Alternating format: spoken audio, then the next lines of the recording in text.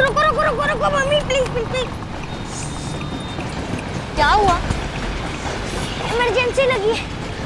रुको मैं भी आती हूँ। अरे मम्मी मैं अभी बच्चा नहीं हूँ, मैं कर लूंगा। आप यहीं पे रुको, मैं आता हूँ।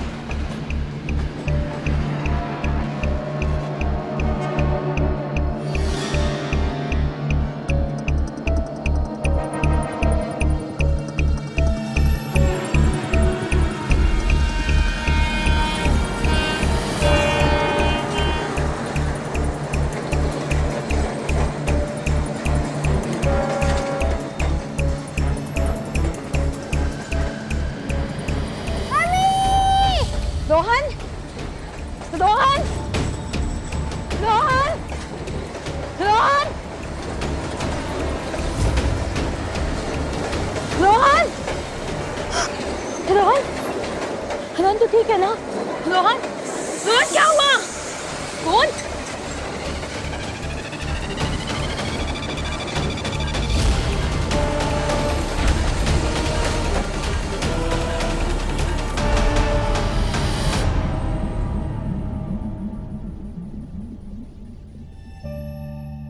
गरिमा, सुबह से कुछ नहीं खाया तूने, कुछ तो खा ले। चल अब जिद मत कर, थोड़ा पानी ही पी ले। दिनेश पता नहीं कब आएगा। रोज तो टाइम पे घर आ जाते हैं, आज पता नहीं कहाँ रह गए। चल चल चल चल, रोहन चल जल्दी।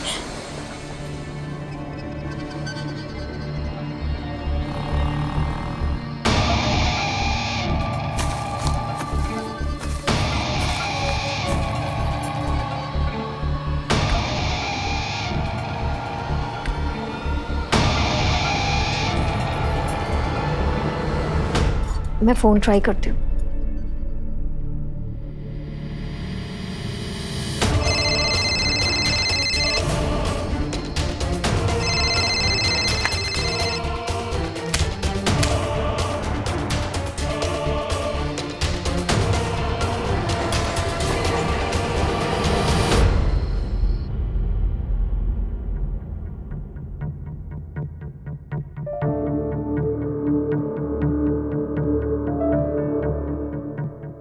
मामी जी,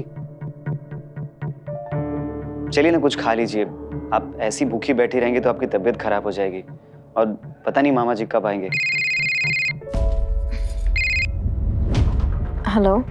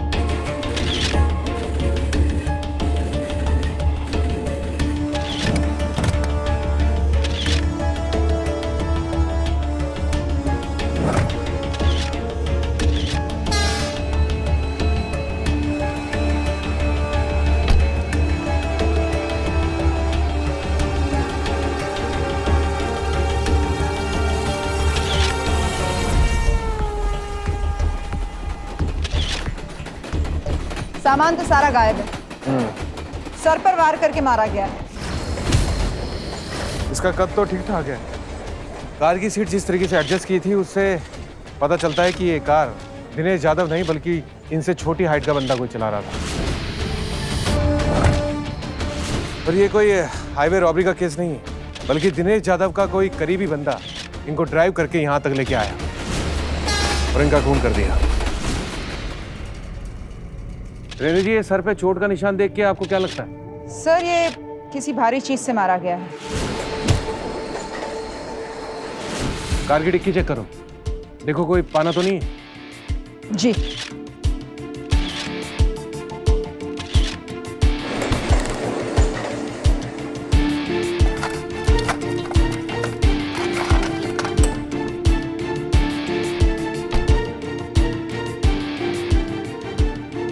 सर, आपका अंदाजा बिल्कुल सही था, पाना नहीं है। वो तो होना ही था, क्योंकि मर्डर उसी से हुआ है।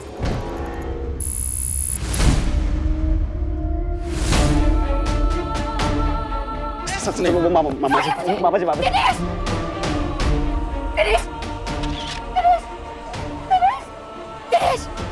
दिनेश उठो, दिनेश उठो, क्या हुआ दिनेश को? ब्रिजेश देखना, देख तेरे मामा को, दिनेश उठो। मम्मी रात को मुंबई शहर के एक सुनसान इलाके में बेहद संदिग्ध हालात में एक रेलवे कर्मचारी की लाश पाई गई। क्या था इस अटपटे हत्याकांड का राज? पुलिस ने जब इस रहस्य को सुलझाना शुरू किया तो एक के बाद एक ऐसे खुलासे हुए कि पुलिस ही नहीं, पूरा शहर दंग रह गया।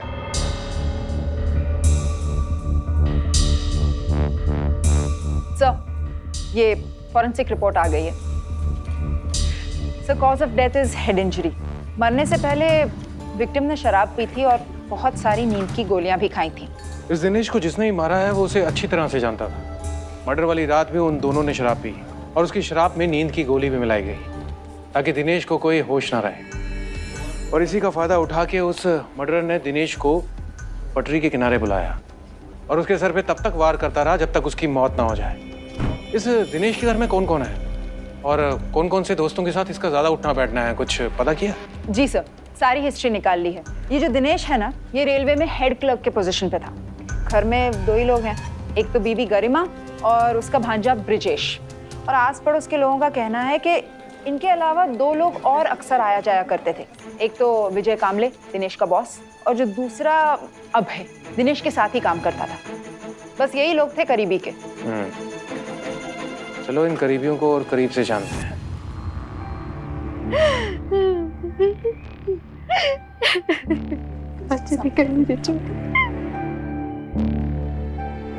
मिस्टर ब्रिजेश जी, आपके मामा जी के लिए I am sorry. I am inspector Singh.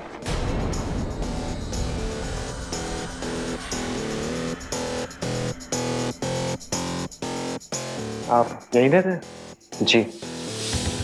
अच्छा ब्रिजेश, आप कल रात को कहाँ थे? सर, वो मामी जी के लिए करवा चौथ के व्रत का सामान लाकर मैं सो गया था। दिनेश जी का बेडरूम किस तरफ है? सर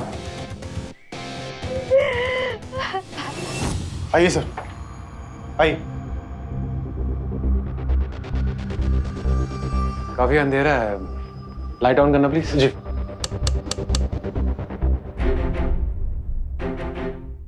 आपसे परिचय नहीं होगा मेरा।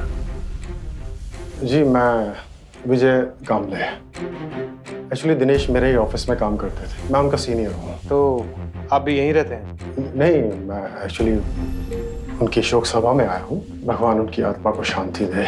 वैसे आप मुझसे क्यों पूछ रहे हैं सर? नहीं, मैं तो ऐसे ही पूछ रहा हूँ। नहीं, क्योंकि आपको बड़ा पता है ना कि उनका बेडरूम कहाँ है, बटन कहाँ है, स्विच कहाँ है?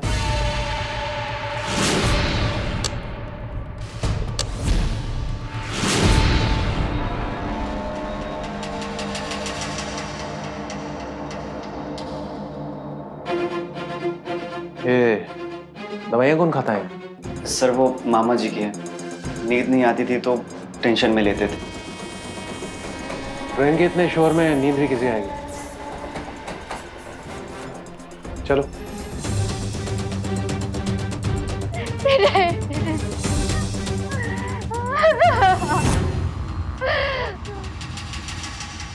आपकी तारीफ?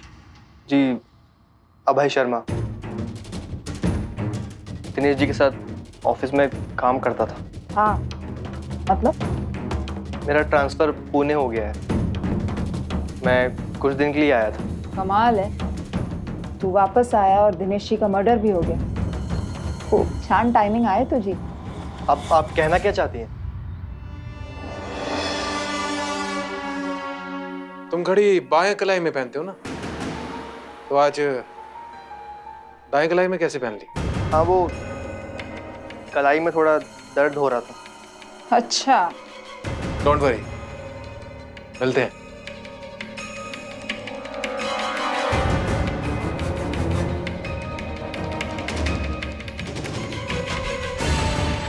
कमाल है, सच और दर्द दोनों को छुपा रहे हो।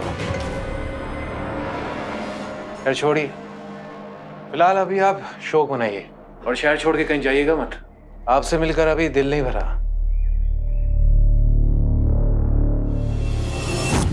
आखिर क्या थी वो वजह जिसने एक साधारण रेलवे कर्मचारी दिनेश जाधव की जान ले ली?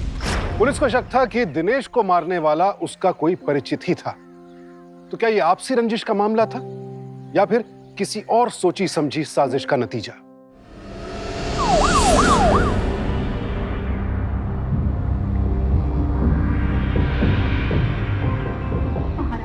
दिनेश जी का टेबल कौन सा?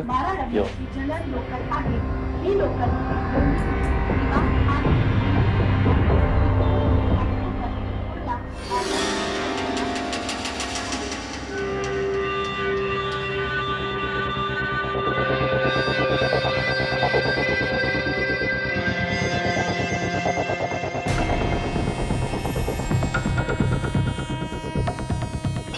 अरे तो सर आप यहाँ क्या क्या हुआ सर? अरे विजय जी, दिनेश जी का ऑफिस में किसी से झगड़ा हुआ था क्या? नहीं तो क्यों क्यों? अरे विजय जी, टेबल का कोना टूटा हुआ है, ये रिसीवर पर टेप बंधी हुई है, इसलिए पूछा। आप बताएंगे या सीसीटीवी फुटेज देखूं? अब बोल। जी बताता हूँ। अभी कुछ दिनों पहले दिनेश की हाथापाई हुई थी और उसे जान से मारने की धमकी भी दी थी। किसने दी थी? नाम बताओ उसका। बता नाम। अबे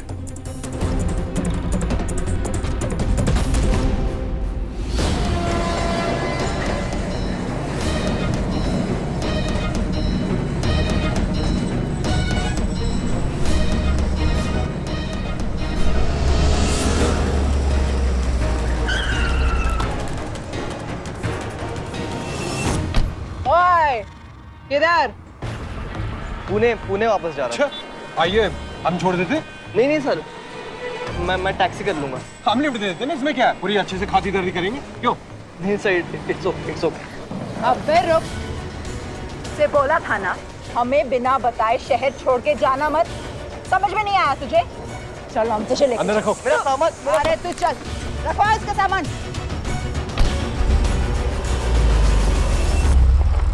सारी हिस्ट्री निकाल ली है तेरी। तुम उम्र में, क्वालिफिकेशन में, एक्सपीरियंस में हर तरह से छोटे हो दिनेश से, फिर भी प्रमोशन हुई तेरी। क्यों?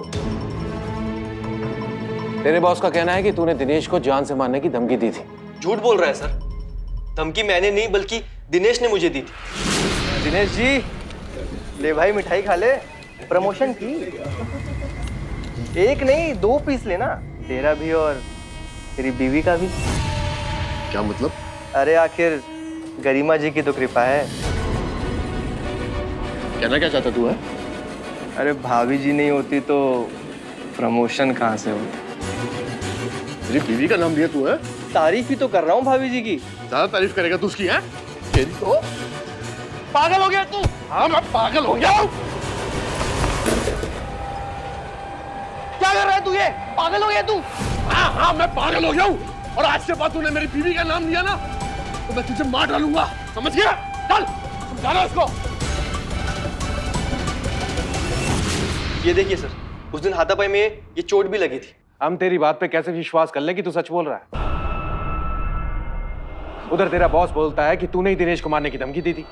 वो एक नंबर का झूठा इंसान है सर। असल में सारे फसाद की जड़ वही है। मतलब?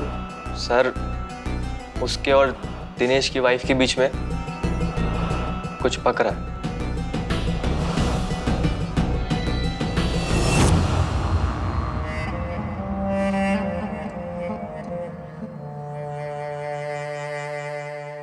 खुशबू बड़ी अच्छी आ रही कामले साहब। भाभी जी ने बनाया? नहीं, सिंगल हूं मैं। कुछ पूछना था सर आपको? कुछ तो कामले साहब ये बताइए कि दिनेश को क्यों मारा आपने? आपका एम्प्लॉय अबे बता रहा था आपने ही मारा होगा दिनेश को। क्या हुआ? जबान निकल गया क्या? पागल हो गया, झूठ बोल रहा है वो, उसे कुछ नहीं पता, ऐसा नहीं है। तो फिर आप ये बताइए कि दिनेश का जब खून हुआ उस रात को आप कहाँ थे? वो वॉक पे गया था सर, मैं वॉक पे। वॉक पे गए थे, इस बात का कोई प्रूफ है क्या? प्रूफ तो नहीं है मेरे पास। अच्छा कामले साहब, आप ये बताइए कि दिनेश की पत्नी गरिमा के साथ आपके कैसे और किस हद तक संबंध है? उन्होंने हमें काफी कुछ बता दिए, आप ही बता दीजिए, वेरीफाई भी हो जाएगा। क्या बकवास कर रहे हैं आप? हैं? देखिए मैं एक सरकारी अफसर हूँ और आप बिना किसी प्रूफ के मुझ पर ऐसे उल्टे सीधे इल्जाम नहीं लगा सकते, समझ रहे हैं आप? अरे कामले साहब, आप तो गुस्सा हो गए, बैठिए आराम से। सर ने कहा ना बैठ, बैठ। खाना खा। खाता है कि मैं खिलाऊं?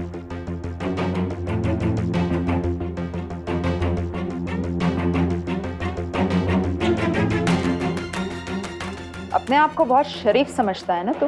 तेरे जैसे बहुत शरीफ देखे हैं हमने। तेरी सारी कुंडली निकाल के बहुत जल्दी मिलते हैं। तब तक शहर से जाना मत, समझा? खाना खाइए आराम से, बाद में मिलते हैं।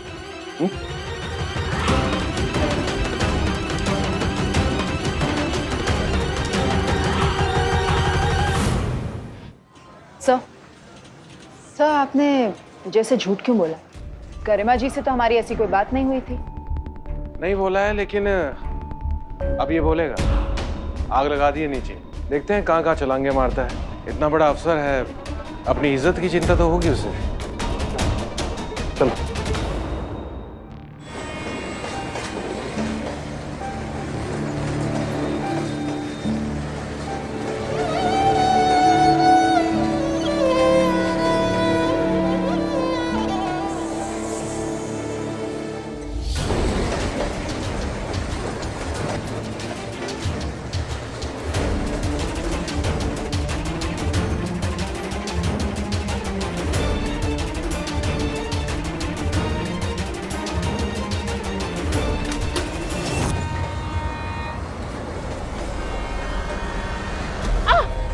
ये रोने धोने का, ये पागलपन का नाटक मेरे सामने तो करना। अगर पुलिस के सामने मुंह खोला या मेरे बारे में कुछ भी बताने की कोशिश की तो तू जानती है ना मैं क्या कर सकता हूँ।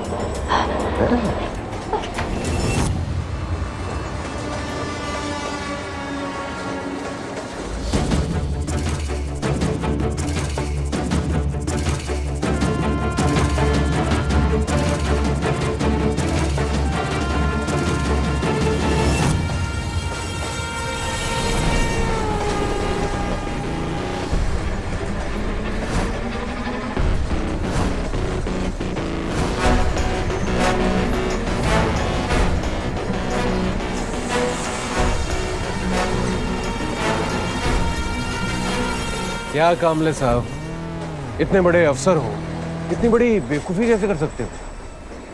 आप पर हमारी नजर शुरू से है। क्या धमकी देने भी आ गए? वेरी गुड, चलिए दिखाते हैं आपको कुछ। चल। मेरी बात सुनिए मैम, देखिए आपको कोई गलतफहमी हो रही है मैम। अरे मेरी बात तो सुनिए आप। नहीं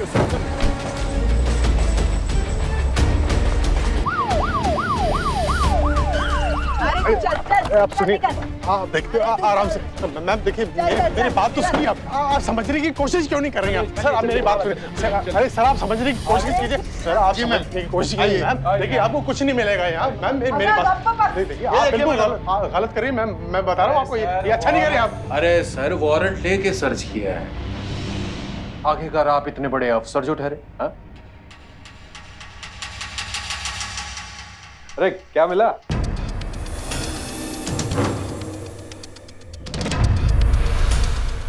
अरे यहाँ तो खजाना है, खजाना। ओहो हो, खजाना, क्या बात है।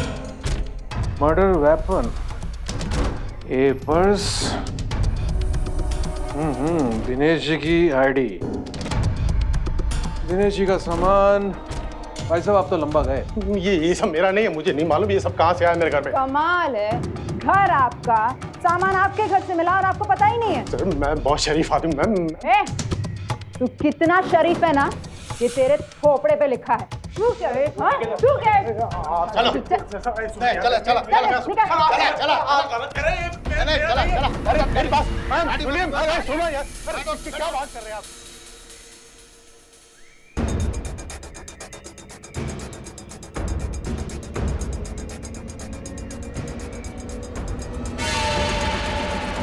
खून का सैंपल लो इसका।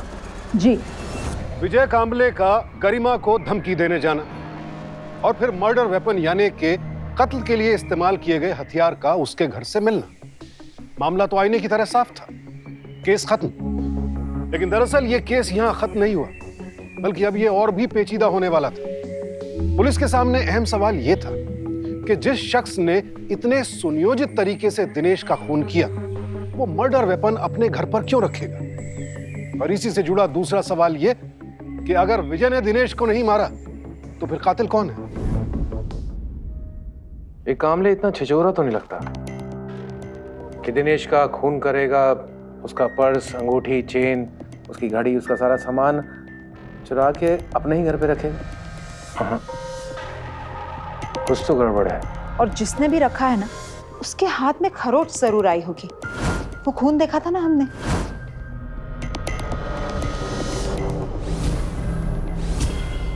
रेनू एक काम करो, कैसे भी करके इन चारों का ब्लड सैंपल निकलवाओ।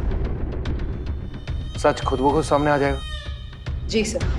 सर एक और पॉइंट, दिनेश ने 5 करोड़ का टर्म इंश्योरेंस पॉलिसी कराया था और उसकी जो नॉमिनी है वो गरिमा है।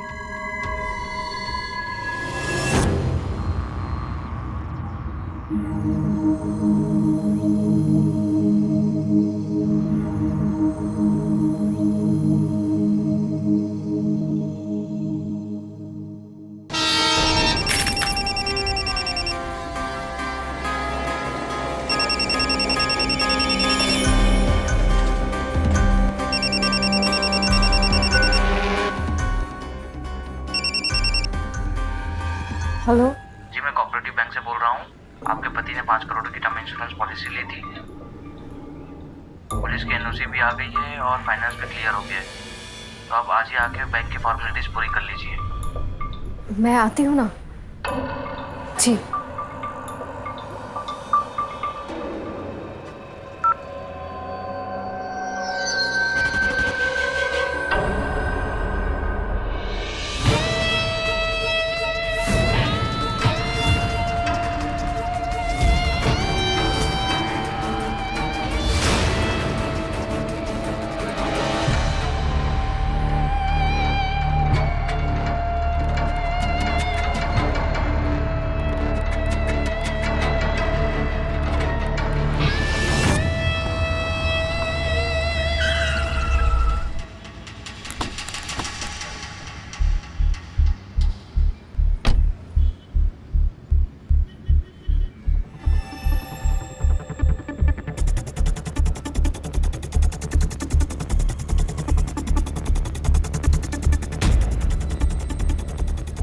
अगं बाई, खूप छान दिसतेस।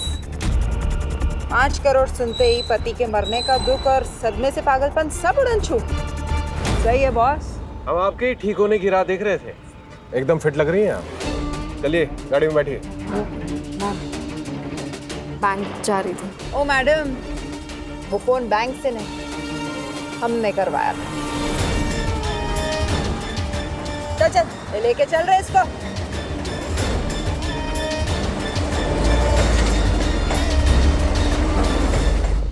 Excuse me, I'm innocent. Why you guys harassing me? अबे ओ अंग्रेजन, अपनी अंग्रेजी को जेब में रख और हिंदी में उल्टी कर। जो पूछा है ना, उसका सही सही जवाब दे। चल बैठ, बैठ तू, हाथ आगे कर।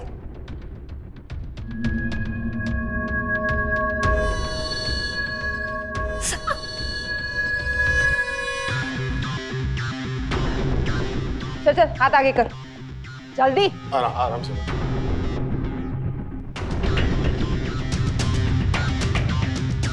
लैब में पहुंचा।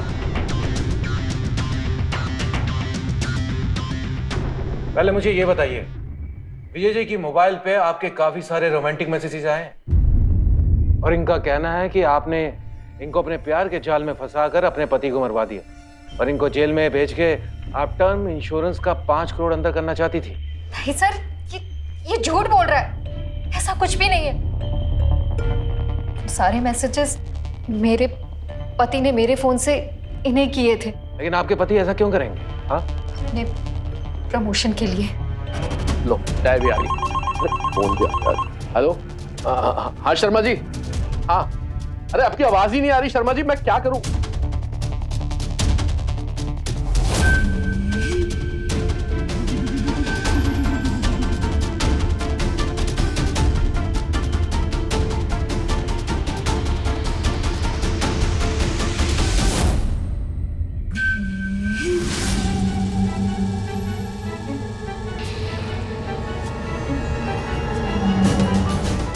मेरे पति ने मेरा सौदा किया।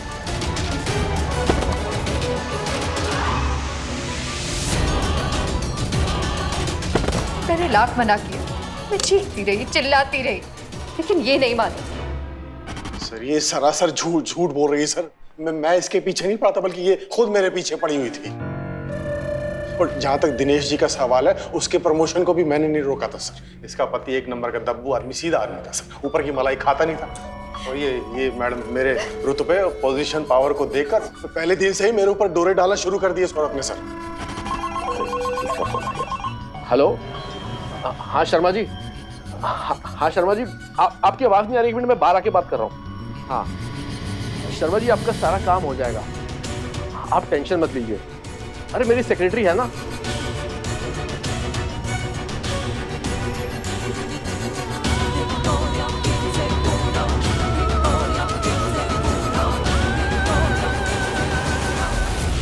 इन्होंने अपने पति की प्रमोशन के लिए आप पे डोरे डाले, तो प्रमोशन दिनेश की बजाय आपने अभय को क्यों दिया?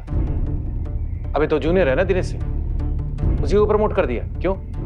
अभय ने मुझे और इसे एक साथ देख लिया था।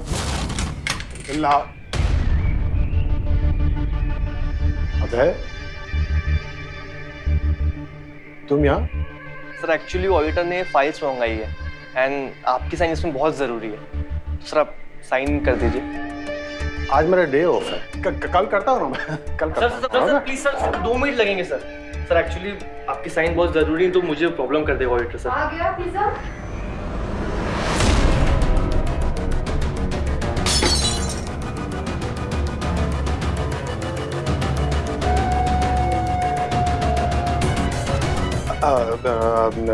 अभय, सर बहुत टाइम से सर मेरा प्रमोशन है इनका। अभय ने मुझे ब्लैकमेल करना शुरू कर दिया कि वो सच बता देगा, और उसका मुंह बंद रखने के लिए मैंने उसका प्रमोशन यहाँ से दूर पुणे में कर दिया। और रही बात इसकी, सर ये इससे बड़ी फरेबी औरत मैंने आज तक नहीं देखी सर। दिनेश को तो ये भी नहीं मालूम था कि ये उसे मेरे लिए छोड़ने वाली है। विजय, हम कब तक यूं छुप छुप कर मिलते रहेंगे? वैसे भी अब मैं उस दिनेश से तंग आ गई हूँ। उसे डिवोर्स देके हम दोनों शादी कर लेते हैं। उंगली पकड़ाई है ना, गला मत पकड़। ये जो शादी वादी का भूत तेरे दिमाग में घूम रहा है ना, इसे बाहर निकाल दे।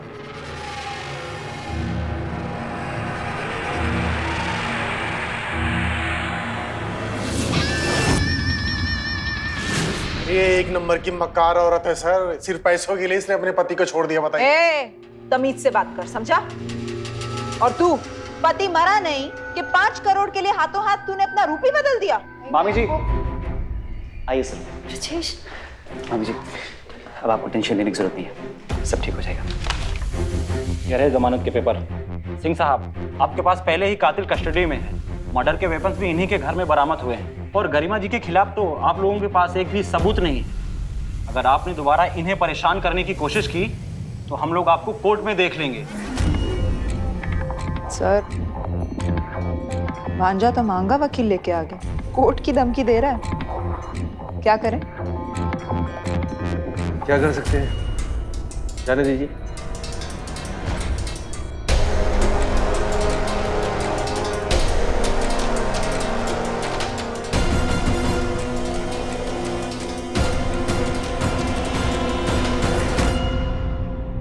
मैं तुझे छोड़ूंगा नहीं, चाहे कुछ भी हो जाए, मैं तुझे मार के मरूंगा।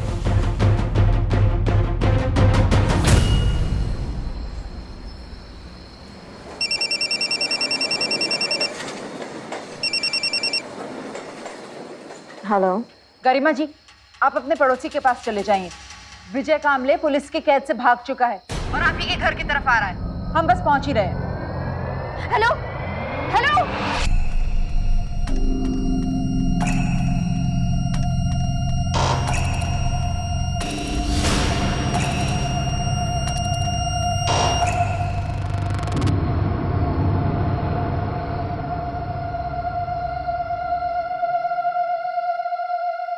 कौन है वहां? कौन है? कौन है वहां?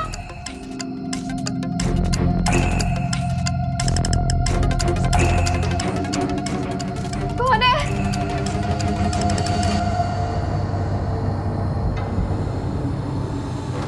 कौन है दरवाजे पर? मैं पूछती हूँ कौन है?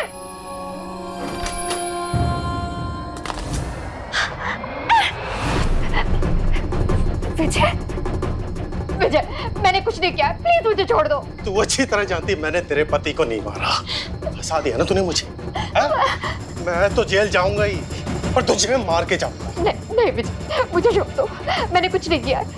मैं जानती हूँ मेरे पति को तुमने नहीं, किसी और ने मारा है।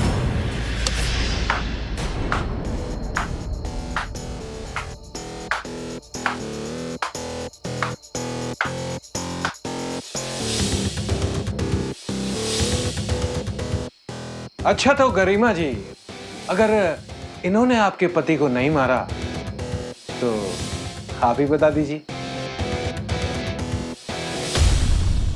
ये सब नाटक था। विजय पुलिस कस्टडी से भागा नहीं था। हाँ, तुझ जैसी नौटंकी से सच उगलवाने के लिए हमने भी थोड़ा ड्रामा कर लिया। जिस वक्त तुम्हारे पति का खून हुआ उस समय कामले साहब रात को खाना खाने के बाद वॉक पर गए थे और वो फुटेज हमें एक ज्वेलरी शॉप के सीसीटीवी कैमरा से मिल गई थी। इन्हें तो फंसाया गया था।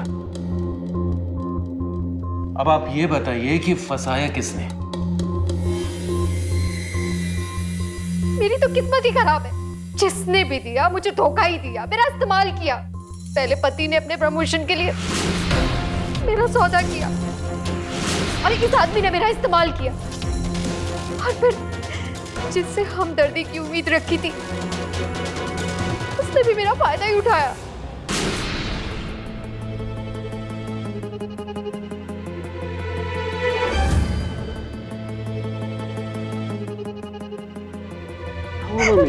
ब्रिजेश, आप रो क्यों रही हो? ब्रिजेश, ब्रिजेश, नहीं जीना है मुझे। ऐसी बातें नहीं करती। आंसू पूछो, मैं सब ठीक कर दूंगा ना। ब्रिजेश, क्या कर रही हो ये? मुझे करो। क्या कर रहे हो तुम? छोड़ो मुझे, छोड़ो मुझे। मुझ पे भरोसा करो। सबने मेरा इस्तेमाल किया। ब्रिजेश ने भी, उसने भी नहीं छोड़ा मुझे। और जब इस बात का पता ब्रिजेश के मामा को चला तो ब्रिजेश ने उन्हें भी मार डाला और मुझे भी धमकी दी कि अगर मैंने अपना मुंह खोला तो वो मुझे भी मार डालेगा। नहीं सर, एक नंबर की झूठी औरत है ये, और मैंने कभी इनके साथ जबरदस्ती नहीं की। तो रिश्ता मामी ने खुद मेरे साथ बढ़ाया और मेरे अपने मामा जी के खिलाफ उन्होंने इतना जहर उगला कि उनके बहते आंसू को देखकर मुझे सच में लगा कि मेरे मामा इस दुनिया के सबसे घटिया इंसान है। और सर, मैं मामी के प्यार में इतना पागल हो गया कि उनके लिए कुछ भी करने के लिए तैयार था। ब्रिजेश, मैं अपनी पूरी जिंदगी तुम्हारे साथ बिताना चाहती हूँ। तुम्हारे मामा ने जो मेरे साथ किया उसकी सजा सिर्फ तुम दे सकते हो उन्हें। अपने रास्ते से हटाकर उनके बॉस विजय पर इल्जाम लगा देंगे। ब्रिजेश, तुम्हारे मामा की 5 करोड़ की टर्म इंश्योरेंस पॉलिसी है। उन पैसों से हम हम दुनिया के किसी भी कोने में जाकर ऐश की जिंदगी गुजार सकते हैं। बोलो ना ब्रिजेश, प्यार करते हो ना मुझसे? करोगे ना मेरे लिए ये सब? मामा जी ने कभी भी प्रमोशन के लिए मामी जी का सौदा नहीं किया। वो तो मेरी अकल पे पत्थर पड़ गए थे जो मैंने मामी की बातों पे आकर अपने ही मामा को मार डाला।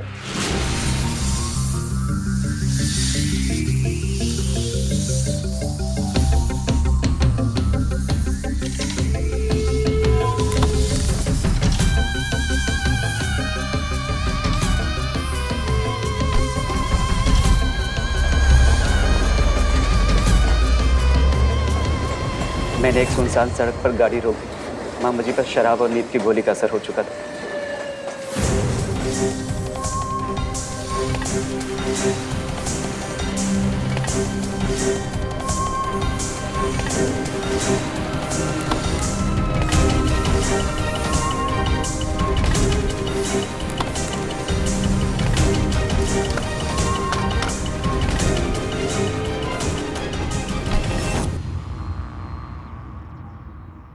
मामा, मामा, मामा please help me.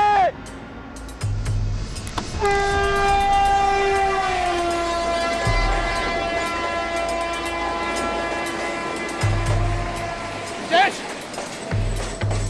Brijesh! Brijesh! Brijesh!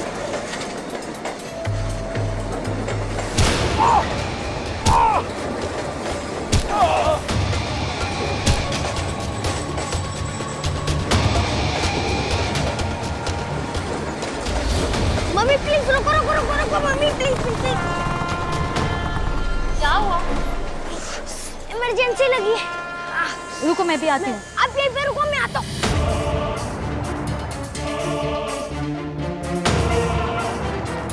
Mummy! Rohan! Rohan? Rohan तो ठीक है ना? रोहन?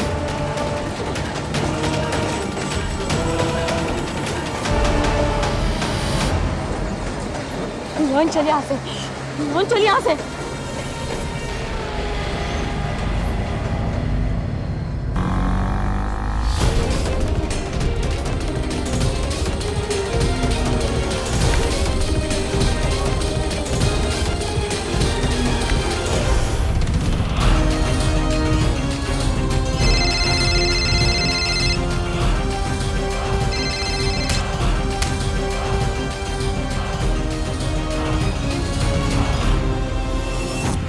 तुमने अपने मामा को मारकर मर्डर वेपन और उनके कीमती सामान को विजय कामले को फ्रेम करने के लिए ले लिया, राइट? ये सब मामी का ही आइडिया था। उन्होंने ही मुझे ये सब करने को कहा था। मामी। हाँ ब्रिजेश, काम हो गया ना? हाँ, लेकिन आपने ये सब यहाँ क्यों मंगवाया? हम फंस जाएंगे। अरे नहीं फंसेंगे। फंसेगा तो विजय। उसके घर की चाबियां मेरे पास है। कल मौका देख के आराम से जाकर उसके घर पे सब कुछ छुपा दो। ये झूठ बोल रहा है। ये सारी की सारी साजिश इस अकेले ने रची थी। मेरा इससे कोई लेना देना नहीं है। अगर मैं तेरे साथ शामिल थी तो बता, तेरे पास कोई सबूत है? है सबूत? मी देते ना तुला सबूत। ये चोट कैसे लगी? ये तो वो मैं बताती हूँ। जब तू विजय के घर दिनेश का सामान और मर्डर वेपन रखने गई थी,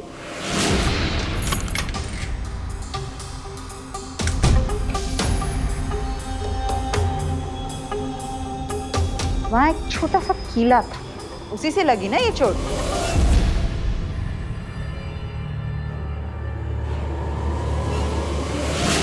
नहीं, ये तो अभी घर पे काम करते हुए मेरे हाथ में लग गई थी चोट। देवा रे देवा, कितनी नौटंकी बाज आए रे तू। तू भूल गई क्या? तेरा ब्लड सैंपल लिया था, तेरा, इसका, उस अभय का। ना उसका मैच हुआ ना इसका मैच हुआ, लेकिन तेरा परफेक्ट मैच। अब और कोई नौटंकी बची है या? तुम मानो या ना मानो, लेकिन कोर्ट जरूर मान लेगा। तुमने अपने पति की कत्ल की साजिश अपने भांजे के साथ मिलकर रची। Shame on you. लेके जाओ रे इसको। उसको भी लेके जाओ।